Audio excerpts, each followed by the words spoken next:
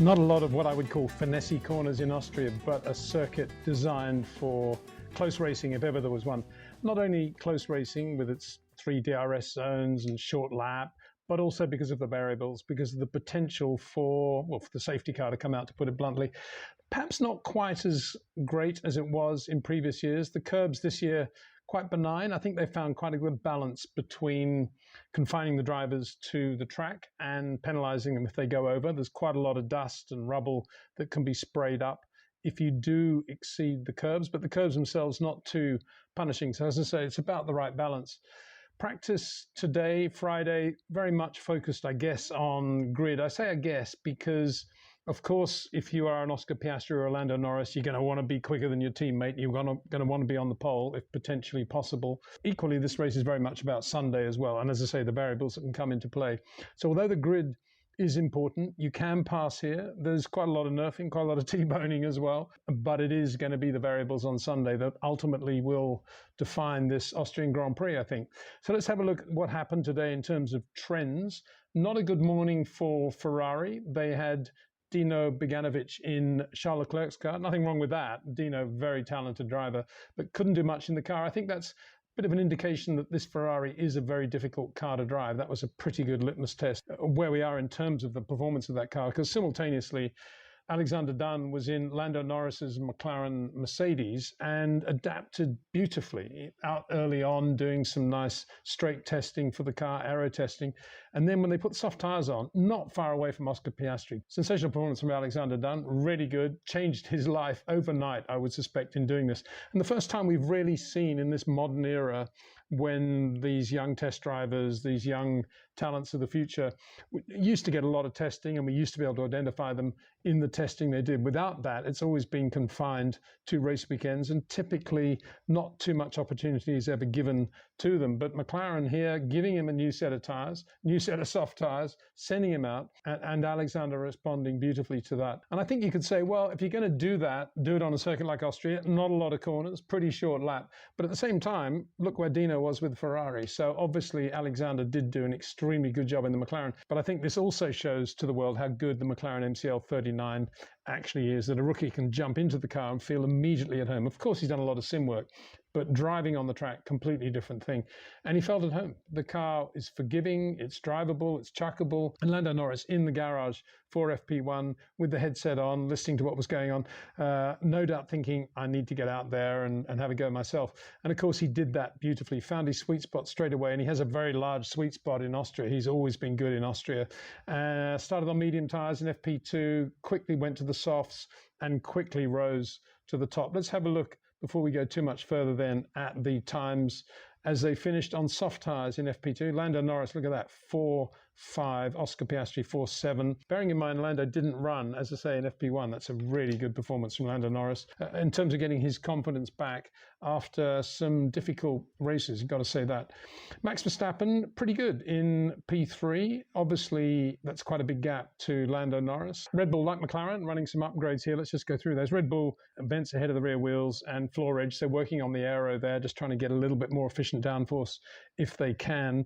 McLaren, a lot of upgrades actually, and significantly to the rear suspension geometry, which you could put under the heading of a mechanical change as distinct from aero. Quite unusual to see that mid-season, McLaren working on the back end.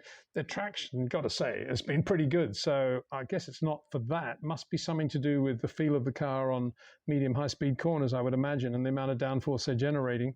Anyway, new rear suspension geometry on the McLaren, and then as a result of that, some revised aero surfaces. And at the front, new fairings over the front suspension. That definitely is an aero thing, and a new front cover over the chassis scuttle there to blend in with that as well. Just while we're at it, Ferrari, quite a lot of work on the floor, new floor fences, new tunnel expansion, new edges as well, and obviously with that tunnel expansion, revised diffuser shape as well.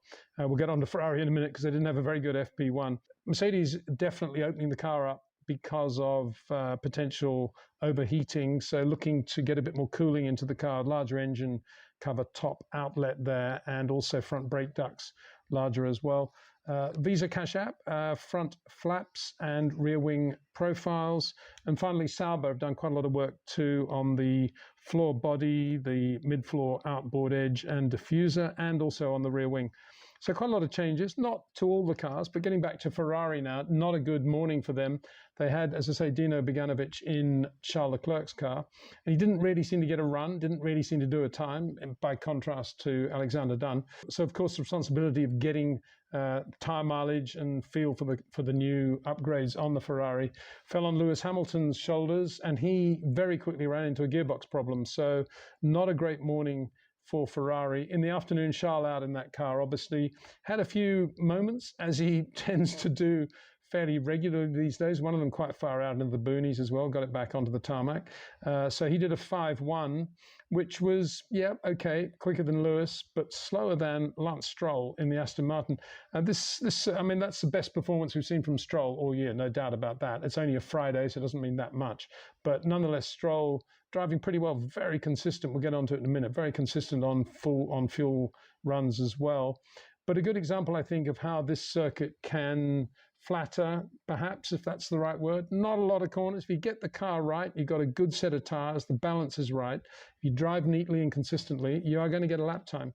And we see Liam Lawson, for example, slightly quicker than Isaac Hadjar as well. So, yeah, a few things like that will happen. Yuki Tsunoda closer to Max Verstappen as well because of the nature of this circuit. If it was Silverstone, I think it'd be a different story. Silverstone next weekend, of course.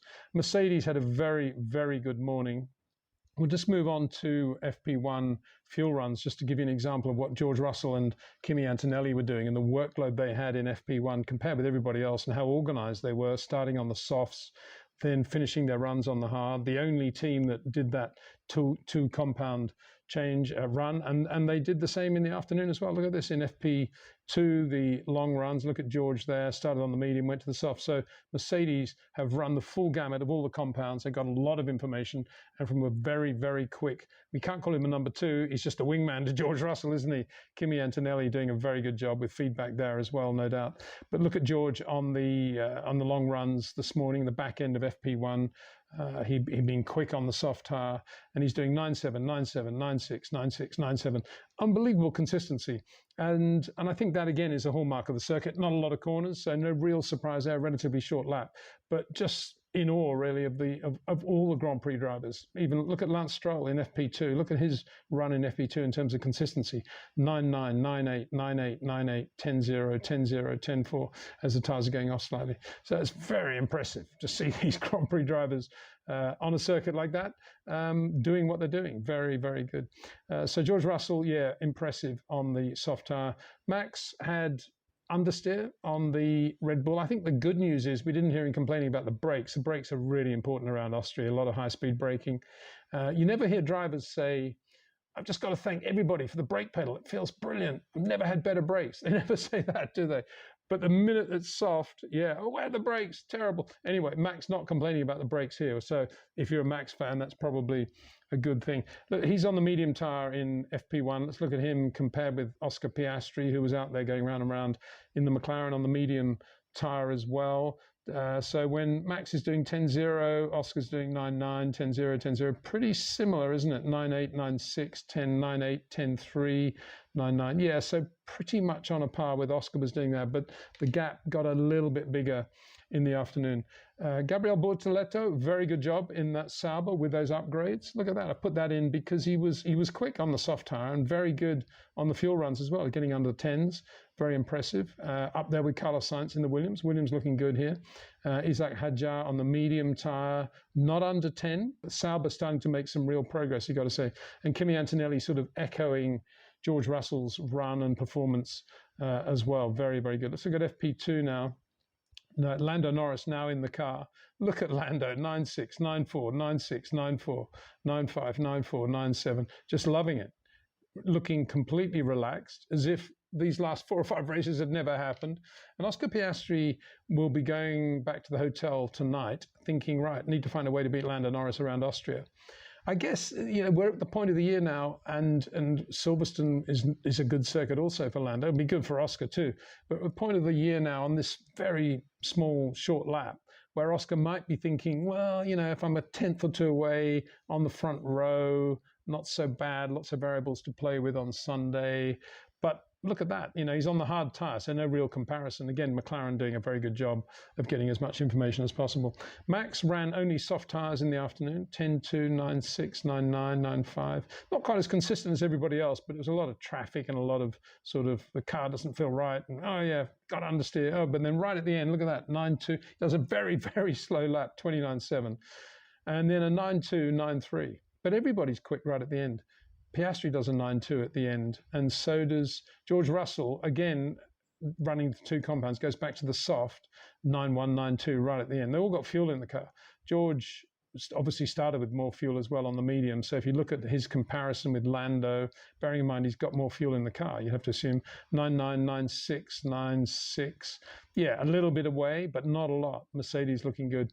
And Yuki Tsunoda, I've got him in there because, again, the nature of the circuit, as I say, he's starting to look a little bit more like Max's other driver, if that's the right word. 10.2, 10, but never under 10. So, again, good performance from Gabriel Bortoleto in the Sauber. Just going back to the soft tyre runs, Bortoleto, as you can see, very good.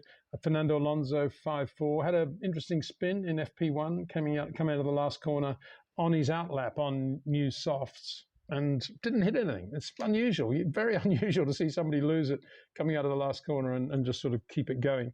I think the curbs possibly helped a little bit there, but equally Fernando blaming himself for not doing the world's greatest outlap. I think he said it was the world's worst outlap, actually, if I think about it. Lewis Hamilton, 5.5. Yeah, had that very frustrating morning, but 5.5. Charles Leclerc, 5.1. Yeah. Need to see what happens tomorrow before we make any comment about that, I guess.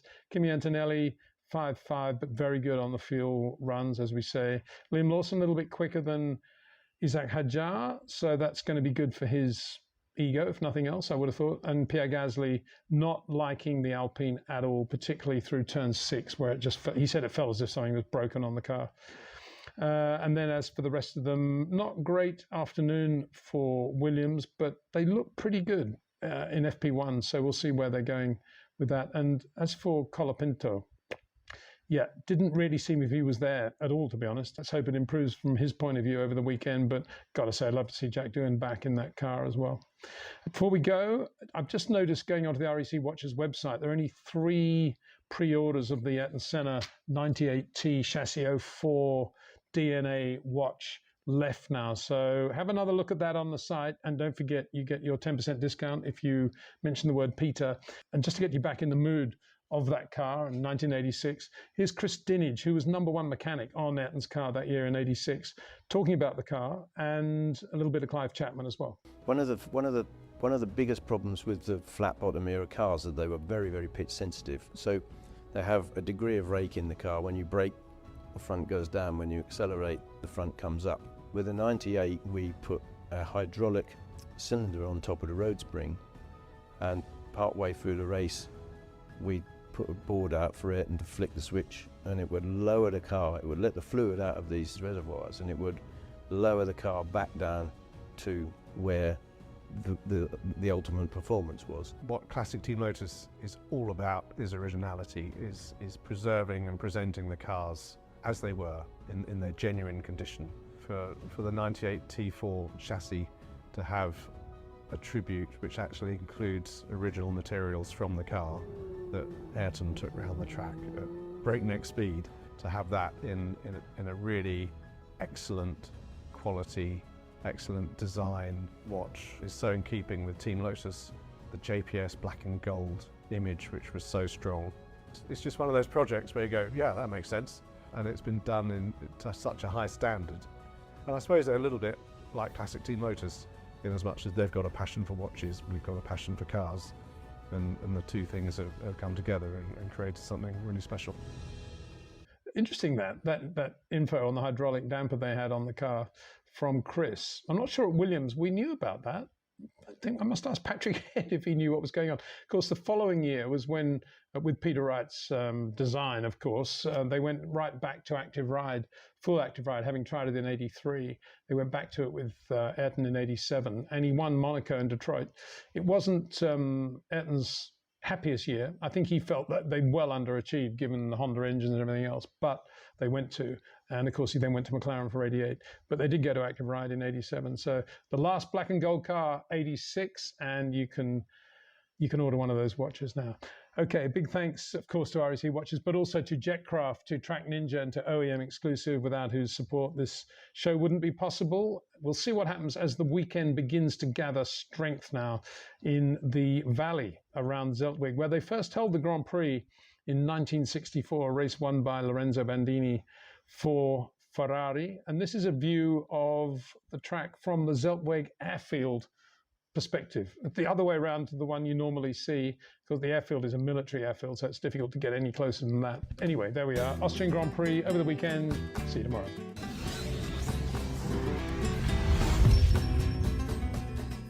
Well, it was lively and there was lots going on, as predicted, in qualifying for the Austrian Grand Prix.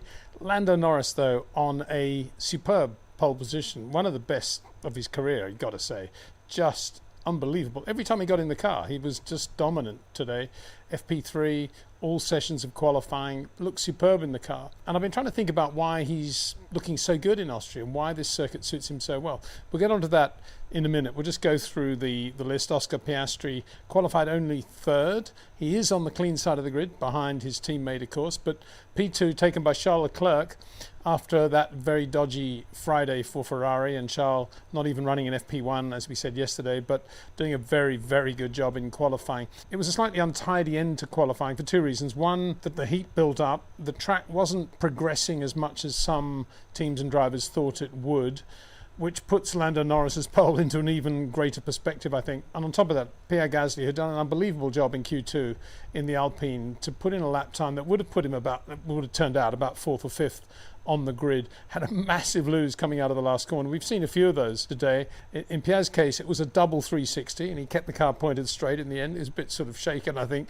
Max Verstappen did a very nice, smooth 360 this morning, and Lewis Hamilton, not quite as gracious as Max's, but pretty good as well. 360s coming out of that last corner, as I say, helped a little bit by the more benign curbs that are now a feature of the Red Bull Ring. Anyway, because of that, the yellows came out, and because the track was getting a bit slower, we had an abnormal number of drivers not actually going any quicker in the last phase of Q3. And Charles Leclerc, indeed, was one of those. Max Verstappen pulled out of his lap completely because he got the yellows going into Sector 3.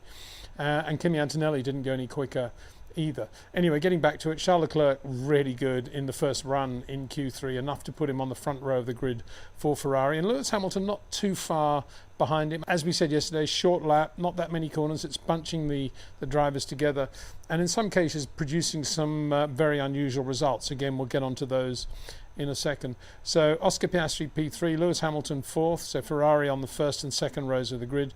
Then it's George Russell in P5 for Mercedes. He'll be disappointed with that.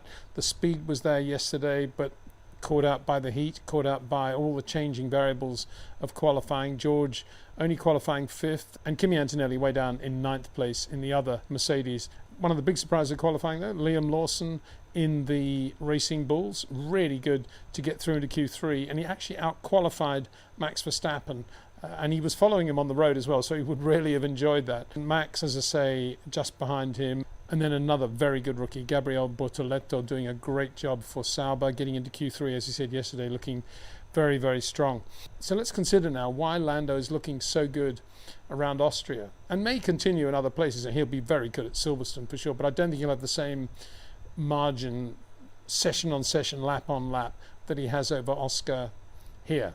This is a very special place for Lando Norris, and I've been thinking about why that might be. And I think the key is, well, obviously there are little bits everywhere, but I think the key to Austria, from the point of view of understanding Lando's lap, is turn 4, the downhill right-hander. It used to be called the Bosch curve, it's now just called turn 4.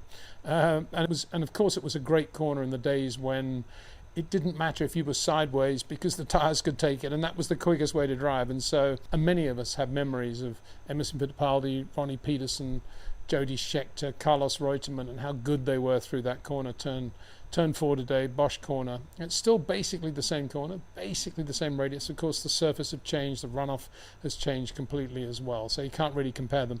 But it's an important corner, obviously, because there is a bit of a straight afterwards, and yeah, it's not that long, and that lines you up for the infield section. But it's an interesting corner because you can obviously look at rotation speeds in the middle of the corner, and then they classify the next kink, which is absolutely flat, turn 5. It's given a classification as a corner, but it's absolutely flat, and that's a good indication of the result of what everybody's been doing in turn 4 and how they've been getting on the power, how much load they've got under acceleration. So let's have a look at some of the stats of some of the drivers in Q3. I've got an asterisk there. This is the final laps in Q3. I've got an asterisk next to Oscar Piastri because he bailed out of he was actually on a preparation lap when the yellows came out, so he lost the rhythm, lost the temperature build up for the tyres, and didn't do a quick lap on his second run in Q3. But the others are all on their last lap in Q3. And I've got there the speed at a specific point in the middle of turn 4, the rotation point, let's call it that. I'm hesitant to call it apex because apexes are different for every driver and every style of driving. A guy like Liam Lawson will have a very different apex to Isaac Hadjar because Hadjar turns into the corner a little bit earlier, but his rotation point will be different from Liam Lawson's. So let's just have a look at that. Turn 4 rotation speed, Lando Norris 114 kilometers an hour in third gear, and Oscar Piastri exactly the same. That's about what you would expect from these two excellent McLaren drivers. Max Verstappen 114 as well. Not quite what you would expect. I would have thought he'd be a little bit slower there, bearing in mind he's found this circuit not to be very good for the Red Bull in terms of grip level, the heat, the balance, and everything else he's been playing around with. But nonetheless, a surprisingly high rotation speed for Max Verstappen. Lewis Hamilton 108. That's about more what you would expect, kind of slow going in, but looking to get on the power really well on the way he drives these days. George Russell 105. In third gear. I think that's that just says how slow the Mercedes is when it doesn't have good tyre temperature and when it's not getting the best from the tyres, in this case because of the heat. I'm sure it is. And then Charles Leclerc 107, who's not as quick as Max and the McLarens, of course, but interesting time. Let's have a look at that. But I think the most significant thing about Charles Leclerc is the only quick driver that I saw who wasn't taking that corner in third gear. He was taking it in fourth, and I think that was more protecting the rear, just trying to keep the rear as under control as he could, just keeping it docile, and we'll see if that paid off as we look at the turn 4 exit speeds now as they go through what is now turn 5, that kink. And this is a function. This will reward drivers who've got the power on with as little lateral load as possible going through the car. So Lando Norris at that point 242 in 6th, Oscar Piastri 234 in 6th. That's a massive difference between the two. Now, bear in mind, I've got that asterisk for Oscar Piastri. That was on his first run in Q3, and what we're looking at there for the rest of them is the second run in Q3. But we'll get on to again. Well, I've got some more stats on that in a second. We'll get on to that. So there's a big difference there, and I think that can only be because Lando is accelerating with less lateral load in the car. He's got the car pointing straighter sooner, and he's got more power on the road. He's just doing a great job on the exit of turn 4, and that in many ways sums up his domination in Austria. Of course, this isn't the only corner where he'll be doing that. There'll be other places as well. But I think this probably highlights what Lando is doing so well in the world of McLaren-Mercedes, which is a different world to everybody else, you've got to say. Max Verstappen, 234. And don't forget, he had the same rotation speed as Lando Norris, and he's doing the same speed as Oscar Piastri. So there you go. There's the difference between Red Bull and McLaren. This is Max on his last lap before he gets the yellows in Sector 3 for Pierre Gasly. He wasn't brilliantly quick, and I've just been looking at some remarks from Christian Horner, and he said that on their stopwatches, is that the right way? I guess calculations, their strategy, Max would have crossed the line having done a 4.4 on that lap. Just to go back as a reminder, where would that have put Max on the grid? If it's a 4.4, that would have put him P3 ahead of Oscar Piastri. So yeah, Max was quick at this point for Max in that car, but look how much quicker Lando Norris was, and that explains the difference in terms of the overall lap. Lewis Hamilton 239. I think that's an interesting one because he's quite quick there. You see, he's doing a very good job out of 4. He's getting in classic Lewis way. Although he's going in a little bit wider, a little bit slower these days, he's getting the power on beautifully, and he's using the rear of the car really beautifully. 239 in 6. Liam Lawson 235. And with that Honda engine, like Max, still in 5th gear there. I don't know whether that is significant or not. We'll never know, I guess, because gear ratios are chosen at the beginning of the year, and they are a function of the torque and characteristics of the power unit. Very quick. If you look at what Lewis Hamilton's doing, there's Liam Lawson doing 235. Now that again, I think requires some brain power. Explanation of how that could be. We'll get onto that again. George Russell 234, slower than Liam Lawson, amazing. And Charles Leclerc 231 in 6. Not a great exit for Charles Leclerc. Is it paying off? Maybe he's just using the rear tyres better, and they're working for him as the lap develops in back end of sector 2 going into sector 3. Something that might help him tomorrow, of course, in terms of tyre management. So bearing in mind Oscar didn't do that final run, let's look at how he compared with Lando on his first run in Q3 when he did put in a quick lap, and he was pretty near to Lando. So at the same point, turn 4 rotation, Oscar 119, much quicker than Lando Norris, 114. But then look what's happening at exit. Lando Norris 238, Oscar Piastri 234. That doesn't surprise me. Again, just to repeat the point, I think Lando is doing a really good job in getting all the load out of the car, and he's using that acceleration run out of 4 more efficiently than Oscar Piastri, who's going in really quickly, has more mid-corner speed, but is it adding up for him? Because he does drive on the rear. And bearing in mind the heat and the sensitivity of these tyres, I think it was a case of getting the exit absolutely perfect there. And I think there's another point here, and I'll get onto it now. It's a deeper point, I think, without sounding too, I don't know what the word is, too patronising, I suppose. I think Lando, around Austria, I've always said he's got a lovely touch, that he has more feel for the front of the car. He drives with the front of the car more than Oscar. But of course we know he's got lots of other shortcomings to do with his concentration and all the stuff going on in the world. But often I've said his inputs are so supple and so soft that it's a great shame that he hasn't exploited those more in the way Max drives and Charles Leclerc drives, and try to shorten the corners by extending the straights going in and going out. I've mentioned that point many, many times. I've said Lando does sometimes get in a bit earlier, but not always. And the first time I made that comment was indeed at the Austrian Grand Prix when, a few years ago, when he was having a battle with Lewis Hamilton, and you could see there that Lewis was getting into the corners. This is when Lewis was in a Mercedes that worked, and Lewis was getting into the corners earlier than Lando, and just doing a typical Lewis job.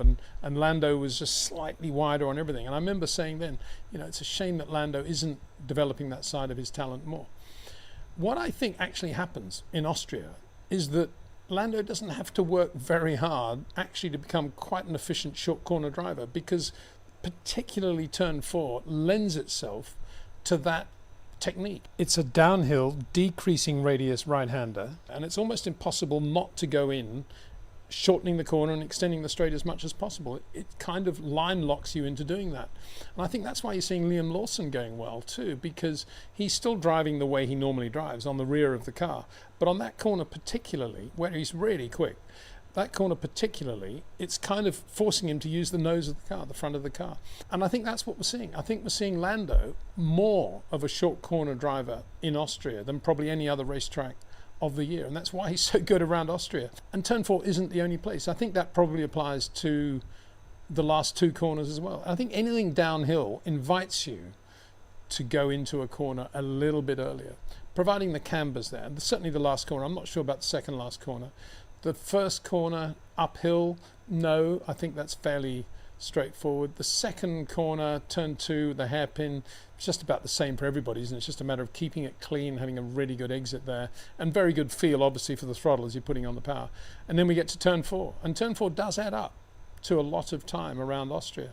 And it may not show specifically in terms of time, but it adds up in terms of the exit from 4 going down into the infield section. And again, that infield section, I was hoping it would be a place where you could see a bit of finesse with change of direction. But as you come out of the left, the right-hander is sufficiently far away, there's a sufficient amount of track for it really not to be anything other than a corner that most drivers can do pretty well. You come out of there and you just basically go through it, and that's what they're all doing. So I think that's what's happening. And I wonder whether Lando, he comes to Austria and he thinks, this is brilliant, I love it here. I wonder if he thinks, why am I so good in Austria? He probably thinks, I'm just really good in Austria, great corners.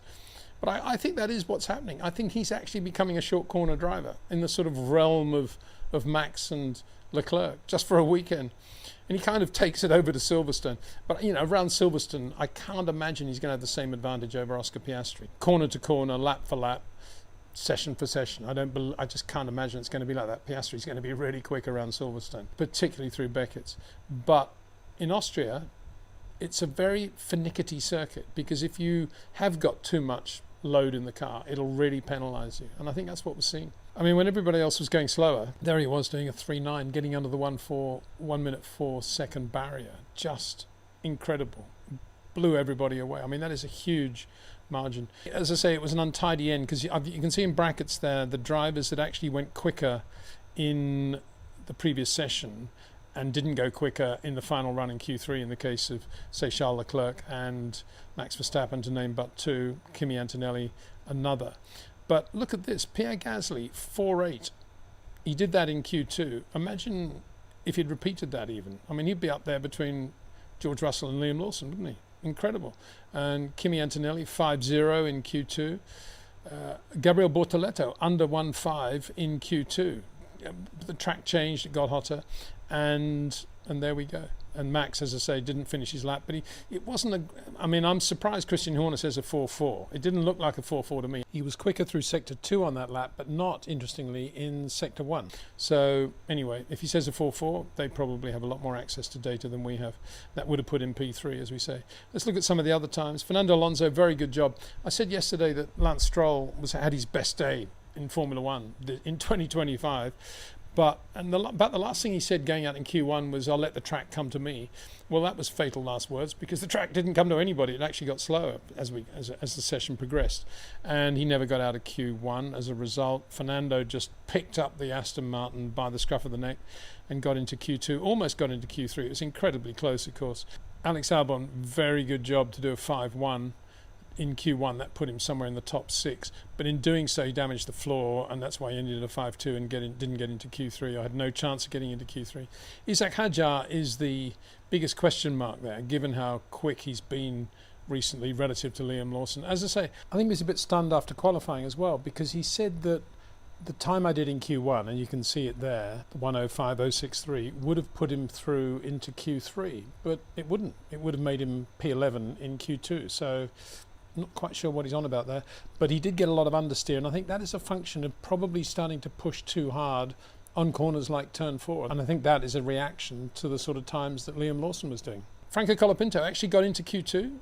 Oliver Behrman out-qualified Esteban Ocon, Lance Stroll, we just spoke about. Yuki Tsunoda, the biggest disappointment, really, of the entire qualifying session. I mean, on this circuit, in a car that Max Verstappen's getting under 1 minute 5, Yuki Tsunoda is doing a 5.3 and not getting out of Q1.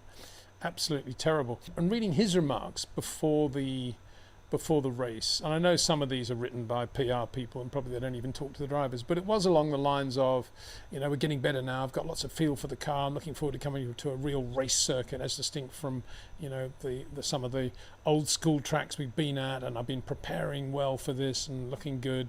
And he doesn't get out of Q1, and I wonder whether his preparation is going to the gym and chatting to his physio and doing lots of sim work, or whether it's actually thinking about how Max Verstappen drives compared with him. And he faffed around with flap adjustment and stuff between the two runs in Q1.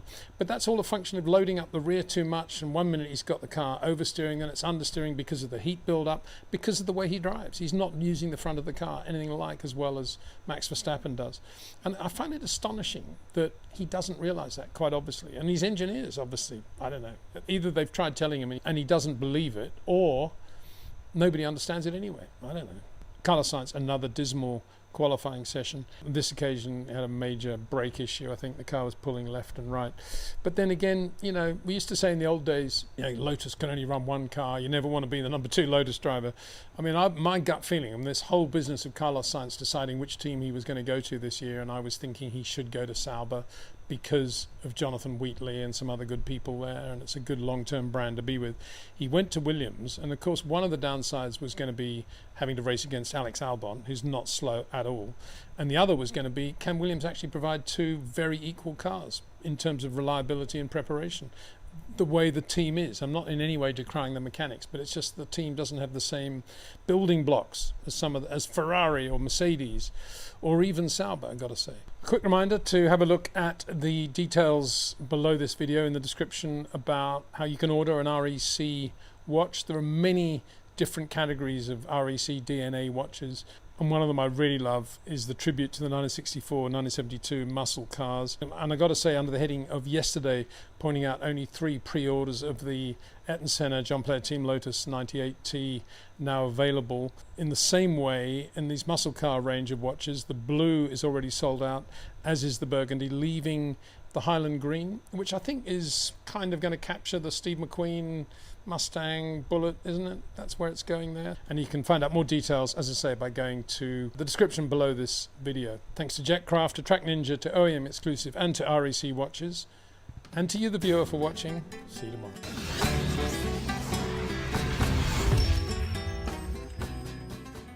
Well, it wasn't a totally boring race. McLaren 1-2 all the way. Lando Norris always had that race in control, despite, I guess, there were a few panic attacks amongst various commentators around the world in the closing laps.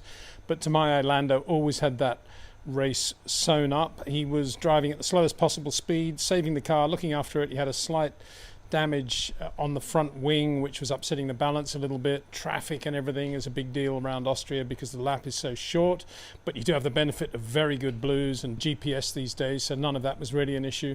And Lando just superb in every respect, I thought. Very, very good off the line. I guess the only mistake he really made, if you wanted to be very critical of Lando, the only thing he did was overblock Charles Leclerc into turn 1, which effectively then gave a free pass to Oscar Piastri to get into P2 around the outside of Charles on the exit of turn 1. And from Lando's point of view, you would have thought it would be much better to have Charles behind him in the opening stages than Oscar Piastri. It was pretty close in the early laps, but it was Oscar that made mistakes because of DRS, which made the race less exciting than it could have been, obviously.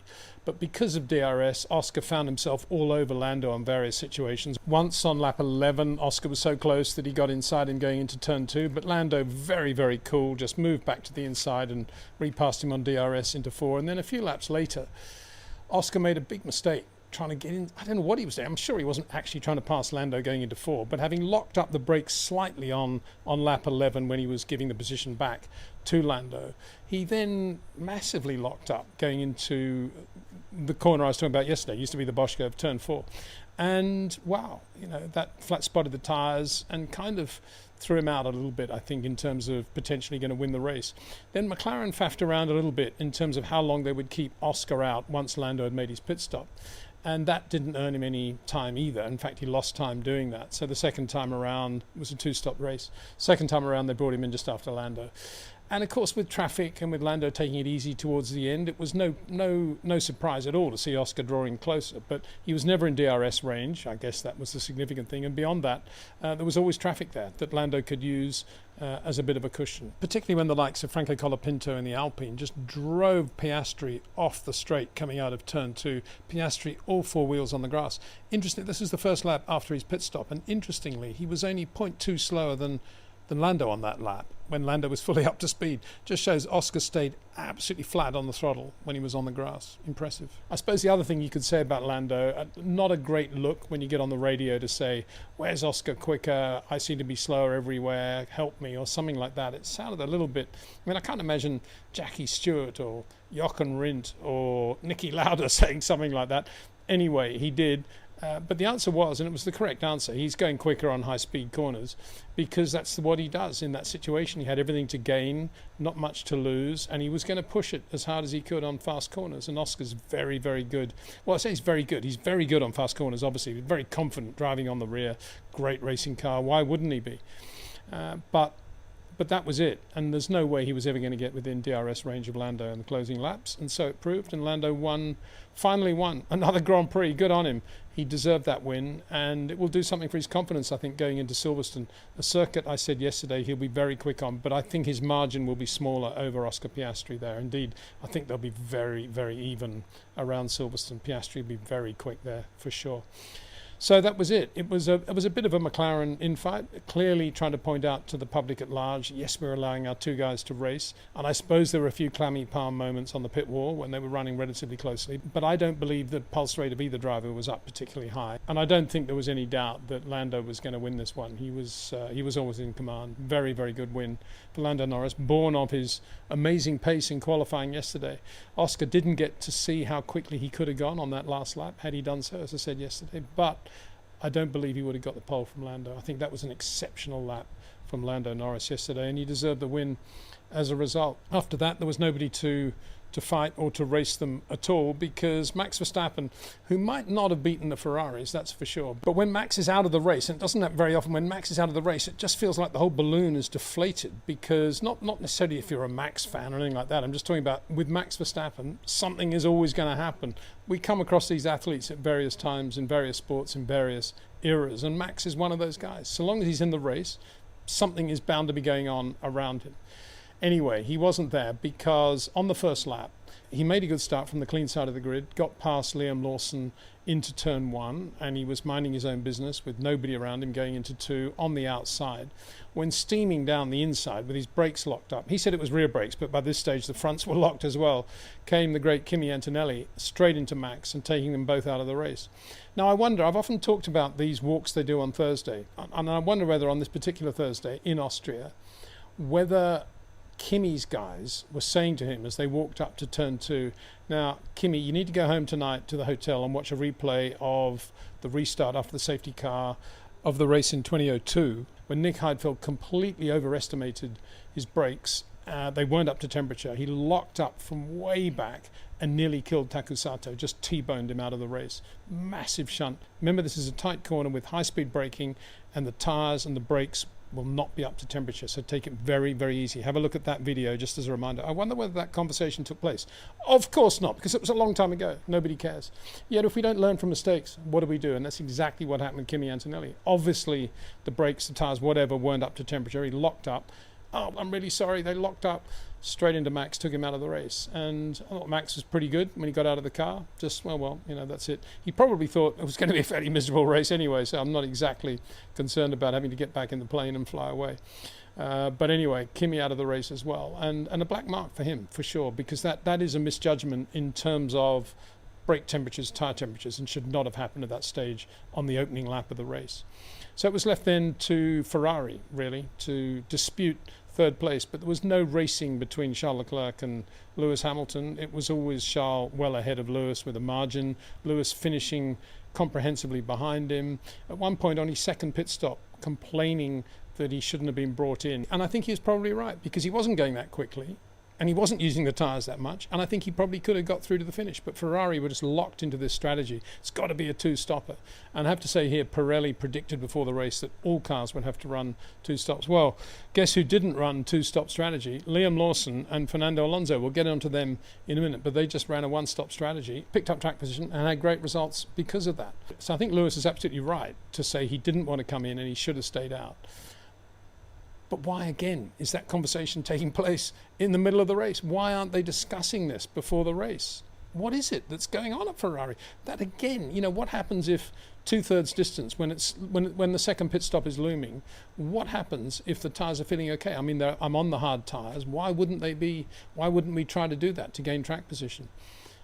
And why wouldn't they talk about that? I just ask myself the question time and time again, and they don't, obviously, because there's Lewis saying, oh yeah, and he's making the right call on this occasion. I think he should have stayed out.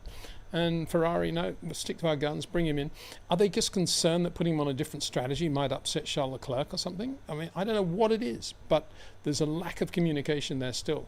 And I don't know how many times I said this, but Frédéric Vasseur, it's his responsibility, and he needs to get on top of that, because a lack of communication between the driver and the engineers is totally controllable and shouldn't be happening anyway. So George Russell it was, in the lone factory Mercedes, who eventually finished fifth. Pretty lonely race for him, not much going on. He said before the race, said after qualifying, we're not surprised that we're not super quick here, the track is very abrasive.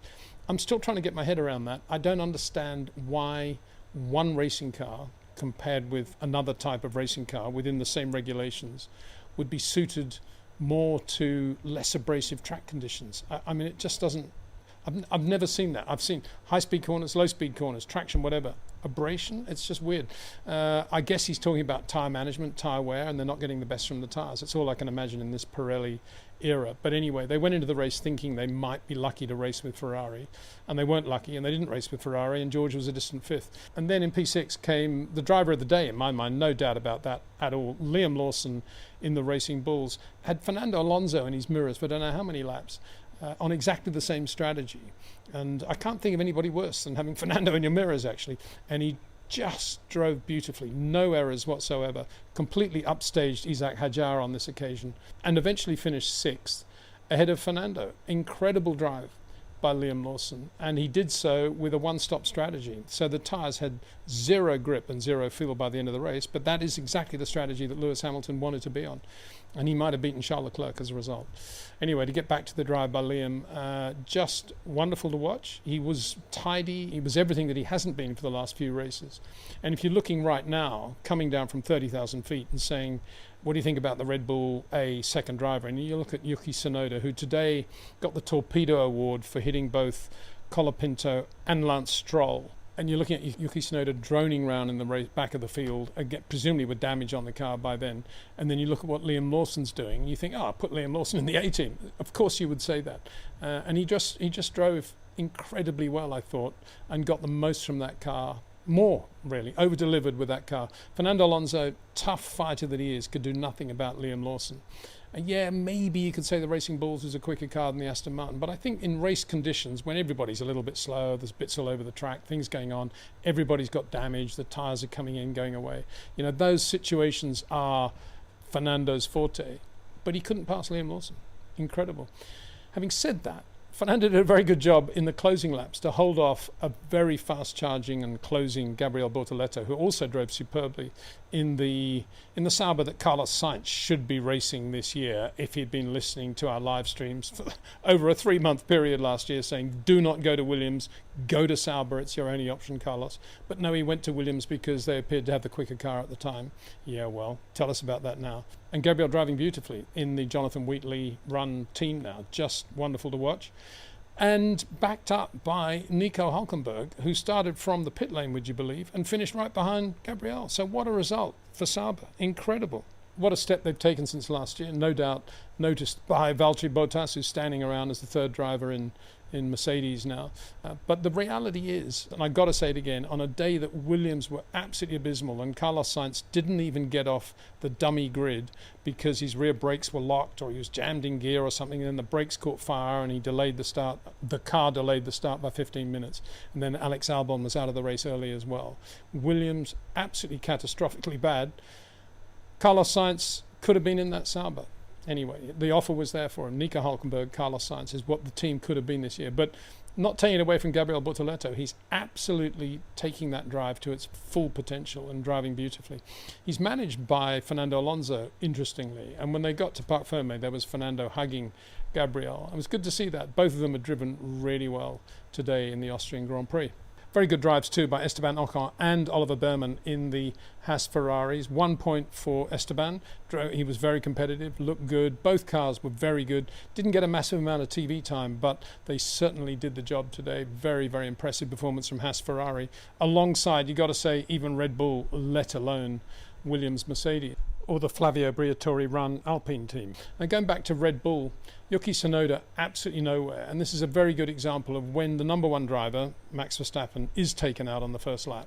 At least you would hope that the other driver, and it happened quite often with Sergio Perez, would be there or thereabouts, somewhere in the major points. But Yuki Tsunoda, as I said before, absolutely hopeless, apart from T-boning two cars and obviously getting damage on his car as a result. As for Max, of course it was not his fault at all.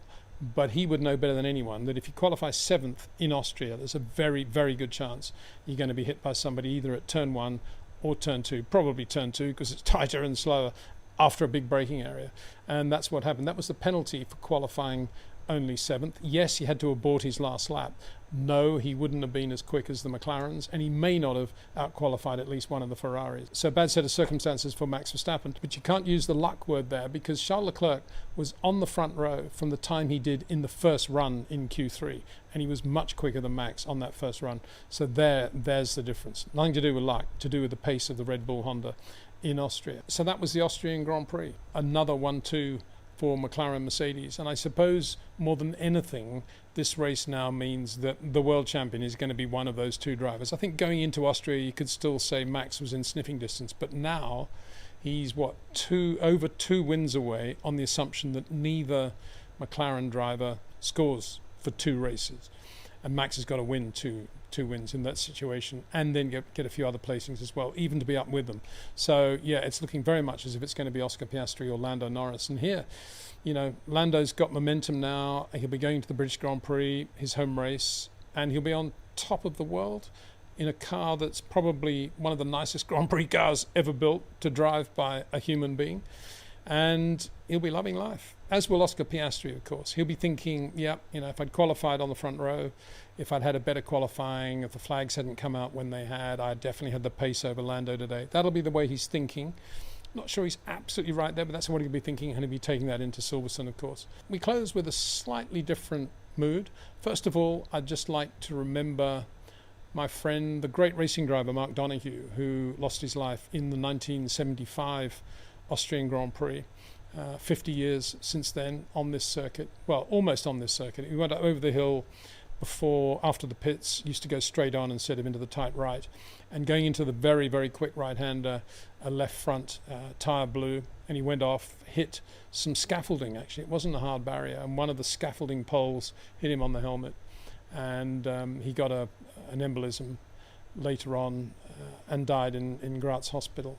So I'd just like to remember Mark. This is the tribute I wrote for him, about him, in Autocar at the time. It was a very sad day, and it was at a time in Formula One when you just wondered if it was ever going to stop. I'd also like to remember, and I think everyone will get this, in all the hoopla that's going on at the moment with the 75th anniversary of Formula One and everything that's going on, the movie, everything else, I'd also like to remember, and this is sparked by another of the wonderful REC DNA watchers, a young Australian who was fighting a very different sort of battle.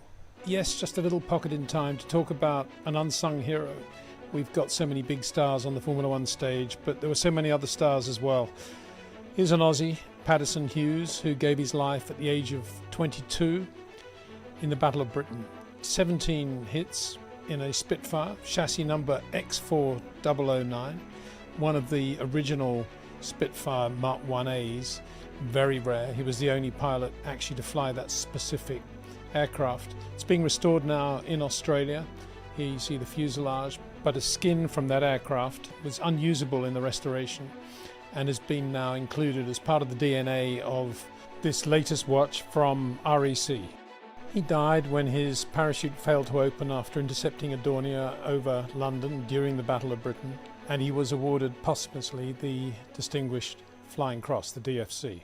Yeah, it puts life into perspective, doesn't it, when you hear stories about aces like that. Anyway, details of that watch and others are in the description below this video, recwatches.com. And a final mention to everybody gathered also in Scotland today and yesterday to celebrate and remember Jim Clark's achievement in 1965 of winning both the Formula One World Championship, which he clinched at the German Grand Prix in August, and in May, obviously on Memorial Day, May the 30th, the Indianapolis 500, all in the same year, the World Championship and the Indy 500. And a huge gathering around Dunn's Castle in Scotland this weekend. You can see the Lotus 33, Lotus 49, his 67 Indy car, and here's some of his road cars as well, including that gorgeous yellow Elan that he drove throughout Europe in 1967 to many of the Grand Prix. So with that, a big thanks to REC Watches, to Jetcraft, to Track Ninja, and to OEM Exclusive, to you the viewer for watching. We'll be back again next week with our full coverage of the British Grand Prix at Silverstone. See you then.